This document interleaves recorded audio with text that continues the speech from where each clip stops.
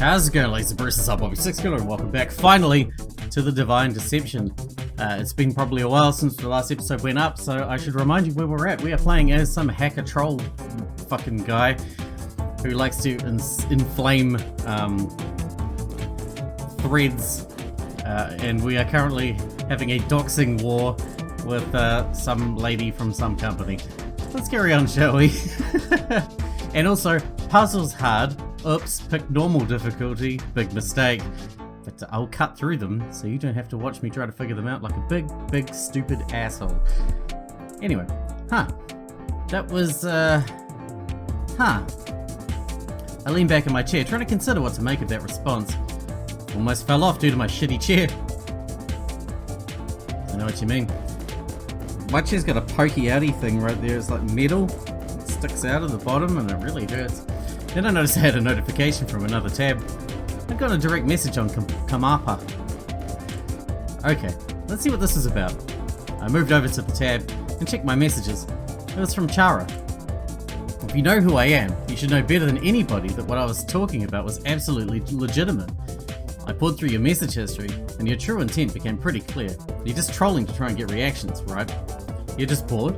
Well, let me fix that. Delete that last comment you made now. Keep my identity to yourself, and I can give you some real juicy shit about Olympo. That was a response. An interesting counterattack, I had to be honest.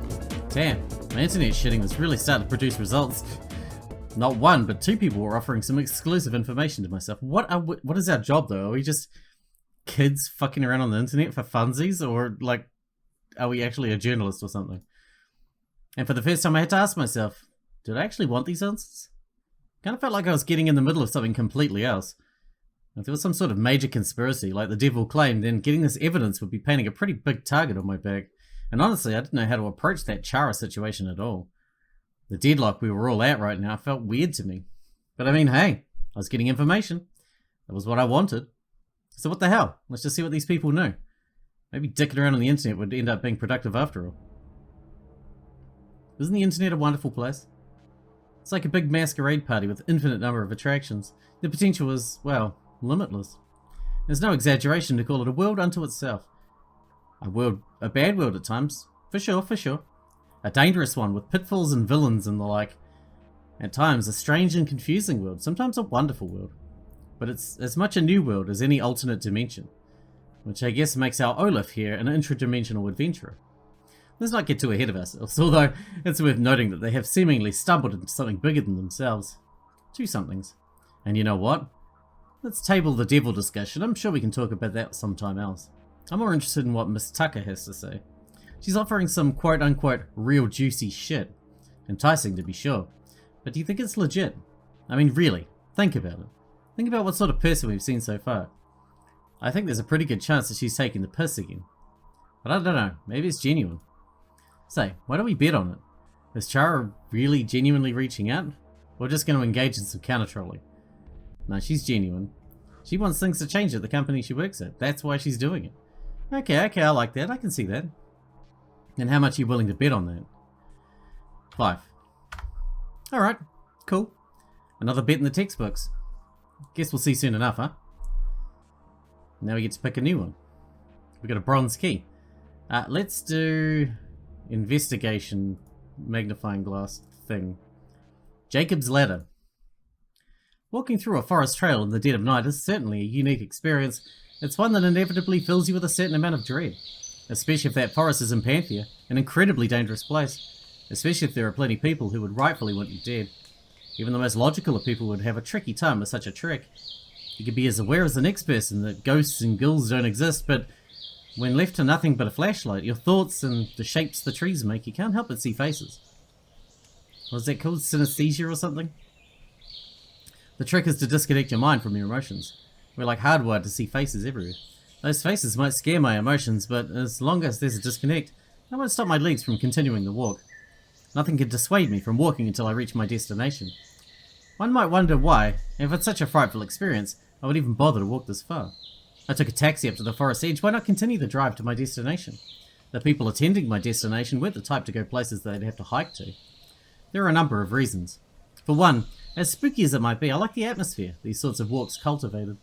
The quiet, cool silence was entrancing. It felt empty, perfect for thinking.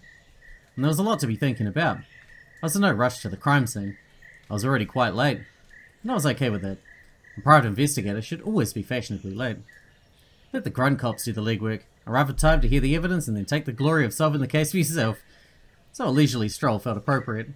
It gave me time to really consider the location I was heading toward. The geography of Panthea was really highlighting the class system prevalent everywhere you went.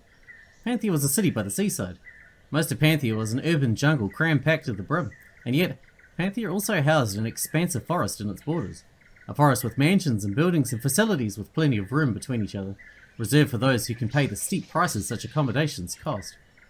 The one small grace of this forest trip is that it assured that the victim, and most likely the murderer, would be one familiar with forest facilities.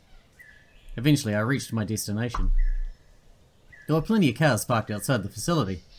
Fancy cars. Police cars. And one familiar, dingy car parked haphazardly away from all the others. I let out a sigh. This could only mean one thing. Sure enough, Kane stood outside, irritatedly smoking by the entrance. From his ill-kempt hairdo to his raggedly coat, he was a distinctive figure, to say the least. Clearly he'd been kept out of the crime scene, at least for now. Thank God for small miracles. As I approached, he soon spotted me. And with that flash of recognition, a small smirk crossed his face. He reached into his pocket and grabbed a recorder. Here we go. Hey there, Laverna, right? Ain't you a sight for sore eyes? And the sore eyes you most certainly have, Kane. Now, what'd I ever do to deserve your barbs? I read the coverage of cases I work, you know. Yeah, so what's the issue? I figure I gave some pretty good advertising, don't you think? Well, I suppose I can't fault you on that front. How the blazes are you even here? I know reporters tend to flock to tragedy like trees approaching the sun, but even still, to appear before my eyes. Impressive. What can I say? I got connections. When a crime happens, some people call the police, some people make money. And I'm not surprised I made it here before you. I'm surprised you're here at all. I know the police can work with private investigators, but usually not on high-profile murder cases. Is Panthea's force so desperate they need to consult for all their cases? Is that how you intend to spin my presence? Hey, if the shoe fits, you dig? Whatever it takes to prevent the blame from falling on the current administration. Oh, hey, them's fighting words. Calling a journalist biased is tantamount to a direct insult, you know. Ah, so is the Oracle still intending to charade as unbiased? So for the record, it seems like you have some issue with Governor Ija's administration. Care to explain on that? I've no issues with Miss Ija. I simply think it weak that every opinion you intend to push upholds whatever the status quo dictates. Well, you know how it is. Objects in motion and all. Is that so? I well wonder how you intend to score this incident to the administration's tune. Are you kidding me? Some low-life terrorist decides to assassinate a guest of Governor Ija's? This is prime-time sympathy fuel. And are you well aware that the murderer is also someone connected to Miss Ija? Well, that remains to be seen. Is that the story you're running with? I prefer not to parrot what others say. Only what I behold myself can I pronounce as truth. That's so. All I gotta say is, good luck getting in. I'm sure it won't be a problem. I'm expected. Oh man, really? They're really gonna let some unknown in like you? When they're restricting one of Panthea's most familiar faces from the scene? Oh? You hold yourself in that much esteem? That certainly is news to me. Are you kidding me? You know what keeps the world turning, Sherlock. Information. Who has it? Who doesn't? You know who. Who'll speak to you? How you spread it. I can't exactly argue with you on that one. But when you look at it like that, I'd say I'm the most powerful person in all of Panthea. Ha! Well, if nothing else, I always respect audacity. Perhaps we've more in common than I first thought. However, the first act of the story awaits me, and I ought to grant it a conclusion. If you're hounding for an interview, at least let me acquire a look at the scene first. Go right ahead, miss. With a mocking bow, Kane stepped aside. I took the expression in stride and confidently entered the venue. I pushed open the doors, entering a completely different world. A bright, opulent, crowded world, one packed with fancily dressed citizens with the occasional police officer scattered amongst them. It was a world of grand gestures, so I may as well play the part. The detective has arrived? Oh fucking hell, seriously? Instantly I was greeted with a less than friendly face. The balding, weaselly officer with a nervous fidget and annoyed look was Seth. We've been acquainted a few times before now. Ah, Seth. Fancy running into you here. Seriously, who invited her? This is a murder investigation. We don't let third parties in. Now come off it, Seth. From the sounds of things, you need a helping hand. We need jack shit. It's been hours. There's no indication that we won't be able to handle this ourselves. So you say. But then again, men say many things in their lives. Some true, some false. Between the two, it can be difficult to differentiate until far into the future. That doesn't... Before Seth could object, a louder voice interrupted. Lav. Like lavatory? The beaming officer approached me directly, and before I could object, she came in for a hug. I had no choice but to reciprocate. When she let go, I was left wondering how close she thought we were. We really hadn't known each other for that long, and only in an official capacity. Well, I doubted having her on my side could hurt. You're looking real lovely as usual. Ah, Baldera. That's a weird name. How you falsely flatter me. Falsely? Not a chance. Really, I love your outfit. It really complements your grey eyes. Makes them pop. Yeah, speaking of your outfit, is this really appropriate for this sort of scene? Most private eyes I've met don't wear high heels. Oh, come off it, Seth. She looks proper official. At least official enough. Seth was right, my clothing was appropriately garish. It's certainly not the sort of thing I'd wear in my free time, but for this role it would work well enough. Baldera, Seth, as much as I cherish your company, I did not come to discuss fashion, though I may have many opinions on the topic. No, I do believe Baldera has called a certain drastic crime to my attention. Sure enough, a mere glance to the left made it clear why the police were here. I couldn't get a good look from this angle, but it was pretty clear that an old man had collapsed to the floor. Must be the victim. Yeah, about that. Baldera, why did you call Laverna here? You know, my mother always said, the more the merrier. And two heads are better than one, yes, but also there's a reason we don't let civilians help with our investigations. Laverna's not a civilian, she's a private investigator. And you know as well as I that she's useful to have around. You saw the work she made of the last few cases she consulted on? Baldera brought up a compelling point. Looking at it empirically, I was a good investigator. That was perhaps my greatest leverage in this situation. Despite that natural skill, it was still something of a surprise to myself that I ended up in this situation. I mean, I always knew I was bright. From a young age, I scored pretty high on intelligence tests. I got the hang of things far faster than my classmates and peers. I can still clearly remember how proud I made my parents back then. We were never really a wealthy family, middle class at best. But at my pace, it looked like I was going to be able to get a scholarship to a really good college. And I had passions when I was young as well. I remember my first real investigation. It began when I was still a teenager. Far too early. Still, I felt compelled to try my best. The police had already given up on the case. Hearing that, you might think that's a sign to give up, but to me, that just signaled that it was even more important that I try myself. And sure enough, my investigation techniques got far further than the police could ever have hoped to. Despite the grim circumstances, I found that first investigation, well, to be frank, enjoyable. It was exciting, making progress in ways nobody thought I'd be able to, and eventually my investigation succeeded. I'd found the true culprit. I'd done what I set out to accomplish, and by all accounts, this should be a successful origin story. However, to make a long story short, affairs being wrapped up neatly when the truth is revealed is the realm of fiction. The ugly conclusion of that first investigation turned me away from the practice pretty severely.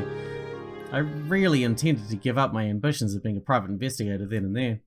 But, well, maybe at my core it just fueled my intolerance towards injustice. Because here I was, private investigator of Panthea at the police's service.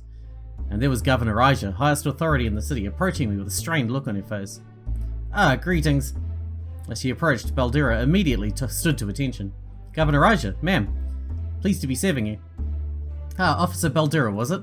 Thank you, really. I'm glad to have such reliable members of our city's esteemed police force at my aid. Truly, it moves me to see Panthea's justice in action. Ija turned back to me. Speaking of, I don't believe I recognize you as one of our city's police officers. That's because she's not. Laverna Smythe, private investigator. Pleasure to be of service. I extended my hand and Ija graciously shook it. Ah, charmed. You're here to help investigate, I imagine. I wouldn't be a particularly good investigator if I didn't, no? Haha, I suppose not. She turned to Baldera. I suppose I'm just confused. Last I checked, I didn't remember it being standard protocol for the police to rely on third-party investigators, especially this early on. That's because it's not, ma'am. Oh, is that so? Then is Miss Laverna's presence some sort of reflection on your faith in your ability to solve this case? Baldera seemed to shrink under Governor Ija's gaze. Seth watched this interaction, then sighed. Actually, ma'am, it really isn't that uncommon. I mean, we don't like to advertise it, so as to not get every justice-seeking wannabe knocking on our door, but restricting ourselves to just members of the force can be restricting. Really, working with trusted investigators not affiliated directly with the force is pretty common practice. So then, is Miss Laverna a trusted third party? I noticed Seth visibly grinding his teeth. You know, well, I guess I'd have to say so. And of course, it's not like we're just going to let her go willy-nilly. I promise that I personally will make sure she's kept under careful watch. Just to make sure. At this, there was a pause in the conversation. The sound of Aja strumming her fingers across her other arm seemed to fill the entire room. Then she spoke up. Wonderful. Of course, I don't intend to come across as though I'm questioning your process. I was just curious about how these things are done. I'm so busy with my job, I rarely get to see these aspects of your work. Oh, then don't let me bother you. Go on and catch a criminal. On behalf of dear Mr. Athen. Be sure to do that, ma'am. Valdera saluted Aja, which seemed unnecessary, but Aja apparently appreciated it. With a small nod, Aja departed the scene. At her departure, I saw Seth visibly deflate. I really like the... Just for a moment, I really like the character art. I think it looks really nice. Really cool. Very much enjoying it. At her departure, I saw Seth visibly deflate. Well, I guess that's settled then. Don't do anything stupid, Laverna. I'll be watching over you. Being stupid is simply antithetical to my nature. Uh-huh. Seth gave me a pretty dirty look, but I made sure not to give any sign that I'd noticed it. I was just happy to get the go-ahead to investigate. Now then, we've wasted enough time. If we delay any longer, the criminal will be able to slip out of our grasp. Luckily, that's not one of our concerns. Oh? Do tell. Yes, do tell. You're the one who brought Laverna in. It's your job to deal with filling her in. Sure, not a problem with that at all. So then, let me give you a rundown of the crime. As I'm sure you're aware, the crime scene is this fundraising gala for Governor Aja's re-election. Most of the folks invited to this place are real fancy-like, not the type to go around committing murder like this. That's the way I look at it. You disagree, Seth? The way I see it is, it's the people at the top that have a lot more to lose. Sure, but that doesn't mean they'd actually do a freaking murder themselves. No, they'd hire someone else to do it. It's uncharacteristic. Maybe.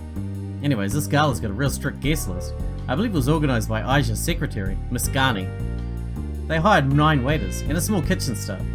I looked around, none of the various identical looking figures wearing tuxedos and plain white masks. I presume the staff are the masked ones. Exactly. I wonder whose bright idea that was. I like it. It adds a sense of, I don't know, class to the whole affair. Makes it creepy more like. I like the Seth guy. The whole thing has an elitist, eyes wide shut type vibe. I had to agree with Seth. Making his staff wear identical disguises can hardly be described as good taste. It's a matter of elegance, Seth. Ambience is important. You're telling me. Thank you, Lav. Anyways, the staff set up the party and then the guests came in. There's only one entrance to this venue, and people were ID'd pretty heavily when walking in, so we can eliminate any unknown entities as suspects. You can, assuming your statements hold true. However, the rogue unfounded axiom is the murderer's shield. Can we truly ascertain that there are no secret passageways to the building? Rogue panellings? Hidden tunnels? I heard Seth let out a nervous chuckle. Well, you know, we can check for that stuff later. For now, let's go over the case summary, okay? So then, the victim. Mr. Athen. He was a rich old man, a business person in his prime. You just said old man. Shrewd, insightful, and influential. Can't be in your prime and an old man. He was a wrinkled bat clinging to life. Seth. Hey, it's true, alright? He doesn't have any living relatives left. He doesn't have any close friends. He lived alone, doing nothing but playing Moneyball by himself, investing his hoard of cash into whatever he likes. He had a handful of years left, none of them important. Seth, am I wrong? There's a thing called common decency. It's not right to speak ill of the dead. Look, it's not pretty, but it's relevant to know. It makes the motive of this whole thing really hard to figure out. Motive? Seth, didn't we already decide that it's Hey, whoa. Seth's face flushed with annoyance. Really? Really, Valdera? I thought I made this perfectly clear. Hey, calm down. Don't get your knickers in a twist. I caught myself. No, I caught you. It was clear that the two were having a conversation that I was completely exempt from. That annoyed me more than I cared to admit, but making a fuss about it wouldn't be productive.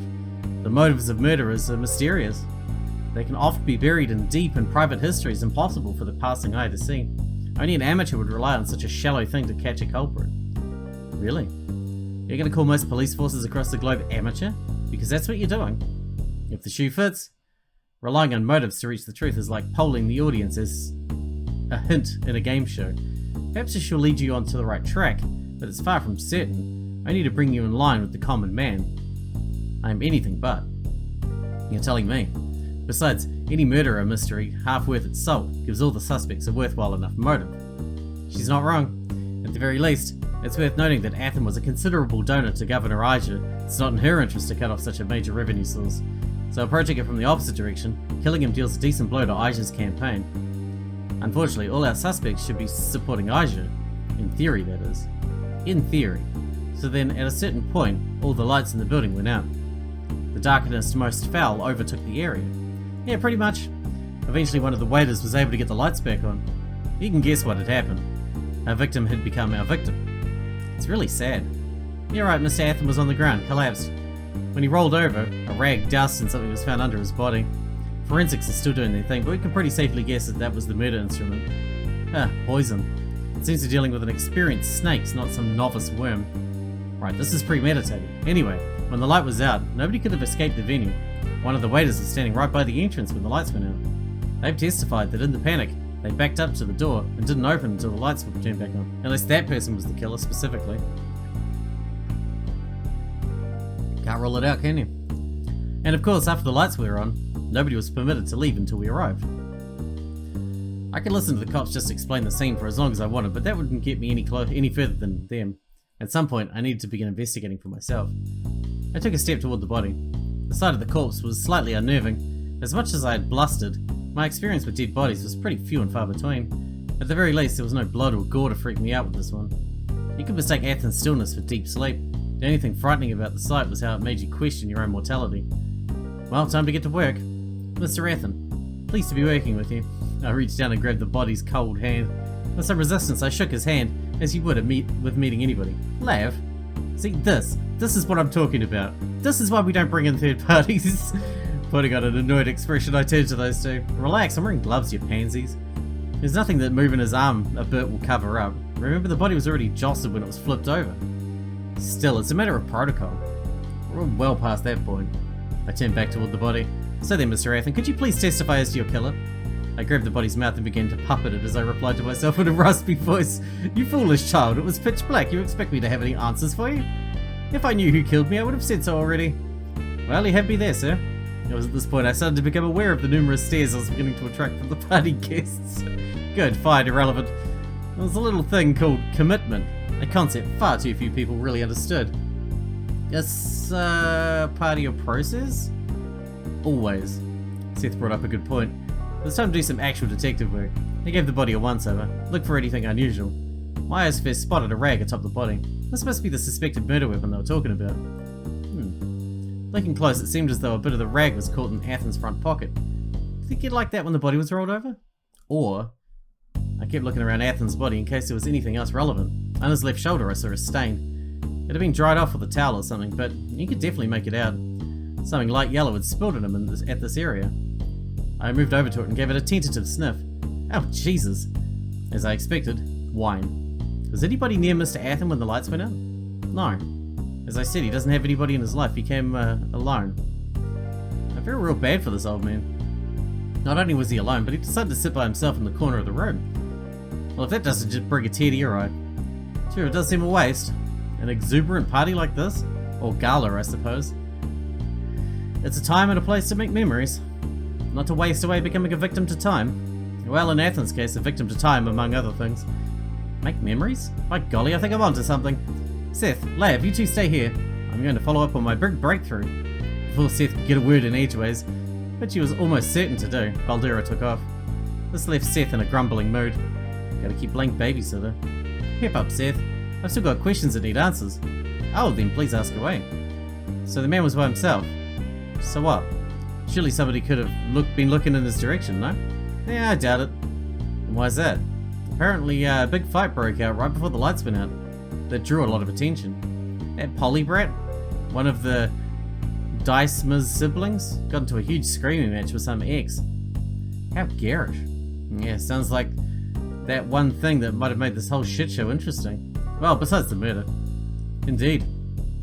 The timing on that seemed a little too convenient. I was thinking that too. I made sure to table that under follow-up column in my brain. What about the blackout? Surely that could not have been completely unexplained phenomenon. If you're asking what's the deal with the light shutting off, then I got an answer for you. The panel in the boiler room was messed with. Seems to be direct sabotage, but again, these are early days. Need to get forensics on this. Do you want to check it out yourself? Soon enough. Not quite yet, however. Great. As I asked these questions, I continued to examine the corpse's site. There were some more notable objects to be found by simply zooming out a touch. Nearby the corpse was a broken wine glass. Red wine was splashed all over the floor around it. An incredibly important discovery. Perhaps even more important was the crumpled up sheet of paper onto the nearby table. Gingerly, I reached over and picked it up. As I unfolded it, I noticed that the sheet had already been unfolded once. Looks like the cops already found this piece of evidence and placed it back down. Why then would they not mention it to me? I expected the paper to house some deep dark secret. However, it looked to be a torn out page of the Bible. A page from the Book of Psalms, to be exact. And on the page, a specific quote was highlighted in orange. Let everything that has breath praise the Lord. Bit on the nose, huh? With a questioning gaze, I turned to Seth. What do you make of this piece of evidence? It's a Bible page, isn't it? That much a child could deduce. I'm inquiring you because, for whatever reason, you thought it prudent not to inform me of this little page. Yeah, I just wanted to test your detective skills. Seth wasn't even trying to hide the fact that he wasn't making eye contact. Looks like it was up to me to push the issue further. Well, let me demonstrate my skills. Not only did you hide this piece of evidence from me, so did Baldera. If it was a decision only one of you made, the other would have chipped in earlier. Thus, you must have discussed withholding this piece of evidence previously. Continuing down that road, another discussion you had previously pertains to motive. So then, does this verse somehow pertain to motive? Laverna, I think you're getting a little ahead of yourself. Before he could say more, one of the officers that had been talking with the guests approached. I recognized her. Pandora, if I remembered right. Everyone has interesting names in this land. Hey Seth, well, apart from Seth I suppose.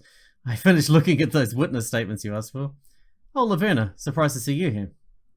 Are you also going to be helping us with the Cock Robin murders? Cock Robin murders? God damn it, Pandora. Huh? Go. Without another word, Pandora scurried away. Confused, but sure enough that she somehow screwed up, Seth began to massage his burning red forehead, barely containing his anger. After a few more choice curse words, he began to pace back and forth. Finally, he turned to me. Alright, okay. Fuck. You are not to tell anybody about this, okay? And you're definitely not going to tell my boss that I told you. I'm only telling you this because I know you'll be even more of a pain in the ass than usual if I don't. Believe me, I'm well versed in secrecy. Laverna. Seth, I swear. I get it, I promise I won't tell a soul about this. I looked him straight in the eyes. Seth proceeded to pace back and forth a few more times before taking a deep breath and beginning to talk. I'm just going to make a long story short, okay? And you're not going to ask any questions. You're going to listen and nod, and when I finish explaining, you're going to move on. A while ago, we found a dead body. We find them all the time. Funny thing, though, is that this one was shot with a bow and arrow. That's not what killed him. This was done post-mortem. Who killed Cock Robin? I said the Sparrow, with my bow and arrow. You're familiar then. Good, that'll make this quicker. Before too long, we found another cause. This one had its eye removed post-mortem. Who killed Cock Robin? I said the Fly, with my little teeny eye, I saw him die. Okay, we don't need your running commentary for this. Is this some kind of like nursery rhyme or something? I never heard of it. You get the point, right? Soon enough, we found these post-mortem additions were following the poem, so that suggests that they're all the same killer. I'm sensing a but there's an issue with that theory. For one, the victims all seem to be of different types, like a fair few have been influential, but many more are nobodies. So the deaths just seem random. Very well then. It's a serial killer's doing. That's what we thought until recently, when we actually caught the killer, or at least a killer. We know he couldn't have done most of the other murders, and he claims he didn't know that the body was altered post-mortem. The chief thinks we got the wrong guy, but maybe I'm not the best officer, but the evidence I found against the guy was strong. He definitely was the killer in that instance, and he definitely wasn't in any of the other instances, and naturally, you haven't let this trend out as public knowledge. Of course not. That's standard serial killing procedure. So then, judging by the poem, you're up to the thrush. Yeah. That's a lot of victims. Yeah. You really should have caught this person before now. Yeah. Well, fret not.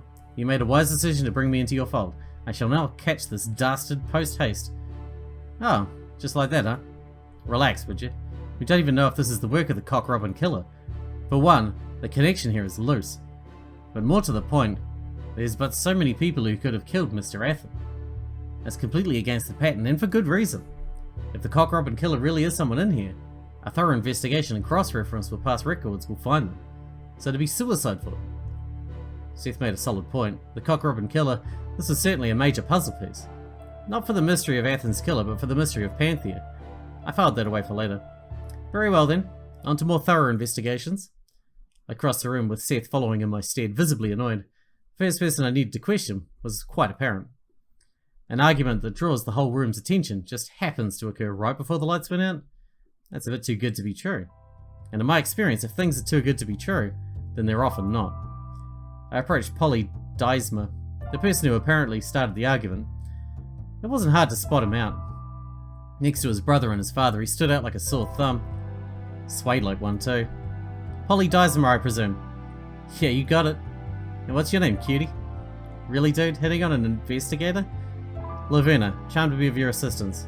I held out my hand, and with a little hesitation, the man sloppily reached out to shake it. This has just further confirmed what I already suspected. This guy's buzzed out of his mind. That was fine by my books.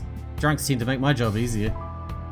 If it wouldn't be too much trouble, I'd like to get your insight on a certain incident. I heard you got into a little spat earlier. Mind giving some insight on that? Instantly, Polly's face soured. How the hell is that my fault? Never said it was. Well, you be the first. I just want to get an understanding as to how things played out. How they played out is plain and simple. That bitch texted me and started stirring up some shit that's just not true. And then, when I called her out, that she had the gall to play dumb and pretend like she hadn't texted it. It's on my fucking phone, honey. Piss poor job of playing dumb. I was quickly losing interest in his line of inquiry, so someone else texted him pretending to be her, to start the argument as a cover for the murder. And I didn't love the attention I was beginning to accrue. So, I think this is a key line of investigation. I'm beginning to suspect not. I'm just saying, if you're gonna stir shit, say it to my face. At least cop to it, my god. But apparently I'm the embarrassment here. I'm the family disgrace. I think there might be a bit more to unpack here than I was planning on. You think? Look, Polly, it was lovely meeting you, but for what it's worth, it sounds like you were totally in the right. This predictably put a smile on his face. You know, you're right. You're a good detective. You're a smart detective. You keep at it. Naturally. At this point, a much more well-dressed man, who looked oddly similar to Polly, stepped in. It didn't take a detective to work out that it was Art Deismer, Polly's older brother. Hello there, Laverna, was it? I apologise for my sibling. He's troubled. I hope he didn't cause a scene. Oh, he was just lovely. That's encouraging to hear. A nice change of pace. Subtle. At any rate, I'm frankly mortified by recent events. If you need any help, I'd be more than willing to give you my full support. I'm afraid that's completely unnecessary. I hadn't meant this to be as harsh as it came across. Still, hearing this, Art looked crestfallen. Before he could respond, however, I heard a chuckle. It appeared the head of the family had been listening in on this exchange. Swing and a miss, Artie boy. It appears this lady's a bit too wise for your usual butt kissing. Art's face scrumpled even more. I was just trying to make myself helpful. And look how that worked out for you. Oh my god, it's Odin! It's the god of town! They said there was a god of town. Odin Deismer chuckled some more at his dejected son. I assured you both I have the situation well under control. Of course, if you ever have any future troubles, I'd be happy to assist you in investigative matters. After this exchange? I'd prefer not to. Besides, I already have people for that sort of thing. Laverna, if you're not getting anything out of this, I think this might be time to bail. Seth was absolutely correct. I gave the group a meek bow, and then proceeded to walk away. I wanted to search the area where the lights went out. The boiler room. I didn't know where it was. I could have asked Seth. Instead, I began to wander about the place. And with that, we're going to wrap this one up here. We're going to cut them down to normal size episodes after that first big bastard of an episode. I'm assuming that means we're going to get different mini-games, because we had the hacking minigame in the last episode. I assume that means we're getting different minigames for the different characters. Because obviously we're not going to have a hacking minigame for our investigator, right? I guess we shall see. We shall see. I'm preferring this one's story over the hacker guy, though. This is cool. This is cool. I'm curious to see where this goes, though. But there's definitely, like, someone text that Polly guy pretending to be his ex or whatever to start that argument. They need to see who sent that text, where it came from. Anyway, I hope you guys enjoyed it. Thanks for watching. Thanks for getting out with me, and I'll see you in the next one.